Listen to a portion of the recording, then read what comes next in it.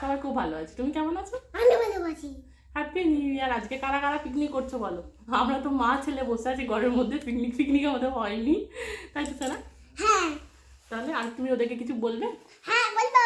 বলো। সবাই ভালো থাকো, সবাই ভালো এনজয় করো, বাবা, আর সবাই ভালো করে আদর মিলেমিশে মিলেমিশে খেলাধুলো করো।